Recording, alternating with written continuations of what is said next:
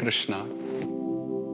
भगवान श्री कृष्ण के अनेकों नाम हैं और उन नामों में एक नाम है ऋषिकेश, अर्थात वे भगवान जो हमारी सभी इंद्रियों के स्वामी हैं, चाहे वे कर्मेंद्रियां हो या फिर ज्ञान इंद्रियां। श्रीमद् भगवद गीता के प्रथम अध्याय में हम देखते हैं कि किस प्रकार अर्जुन भगवान को उपदेश देते हैं। सेनयोरुभयोर मध्ये रथम स्थापयमेच्युत, कि हे अच्युत, दोनों सेनाओं के मध्य में हमारे इस रथ को स्थापित करें। हालांकि भगवान सभी इंद्रियों के स्वामी हैं, परंतु यहाँ पर वे दिखाते हैं कि किस प्रकार वे अर्जुन की वाक इंद्रियों के वश में आए और फलस्वरूप उन्होंने उस रथ को दोनों सेनाओं के मध्य में स्थापित किया। तो तत्व की दृष्टि में भगवान होने के बाद भी जब रस की बात आती है, जब रस का आदान प्रदान होता है, तो भगवान अपने भक्तों के दास बन जाते हैं। उनकी भगवत्ता रूपी उपाधि तुच्छ हो जाती है और छोटी पड़ जाती है। हालांकि ऐसा शास्त्रों में कहा गया है, मद्भयाद् वाति वातोऽयं सूर्यस्तपति मद्भयात् वर्षतीन्द्रो दहत्यग्निर्मृत्युश्चरति मद्भयात्, कि भगवान के भय के कारण ही हवा बहती है, अग्नि दहकती है इत्यादि।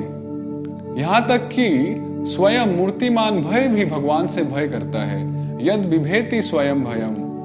ऐसे भगवान जिनके दृष्टिपात मात्र से ही इस सृष्टि का सृजन होता है, ऐसे भगवान जिनकी स्तुति, जिनकी वंदना स्वयं ब्रह्मा, रुद्र, इंद्र, वरुण इत्यादि देवता करते हैं, ऐसे भगवान जिनकी सेवा हजारों हजारों लक्ष्मियां करती हैं, ऐसे भगवान अपने रसिक भक्तों के सामने, चाहे वे सख्य रस के भक्त हों या फिर वात्सल्य रस में या फिर माधुर्य रस के, ऐसे भक्तों के सामने ऐसे परम भगवान भी दास बनकर अपने आप को निम्न समझते हैं। जब कभी माता यशोदा भगवान श्री कृष्ण को फटकारने के लिए या डांट लगाने के लिए छड़ी दिखाती थी, तो भगवान बहुत जोर से क्रंदन करते थे। रुदंतम मुहुर्नेत्रम युग्मम मृजंतम। भगवान अपनी आंखों को मसलते हुए बहुत जोर जोर से विलाप करते थे और जोर जोर से रोते थे। जब कभी भगवान श्री कृष्ण अपने सखाओं के साथ खेल में हार जाते थे, तो भगवान हारने के फलस्वरूप अपने मित्रों को कंधे पर उठाकर सवारी करवाते थे। और जब कभी वे मना करते थे, तो उनके दोस्त उनको कहते थे कि यदि तुम हमें सवारी नहीं करवाओगे तो कल से हम तुम्हें खेल में नहीं लेंगे। जब कभी भगवान गोपियों के साथ कोई लीला करते थे, गोपियों को परेशान करते थे, तो गोपियां भगवान को ताड़ित करती थी, भगवान को दंड देते थे। तो कहाँ गई भगवान की भगवत्ता?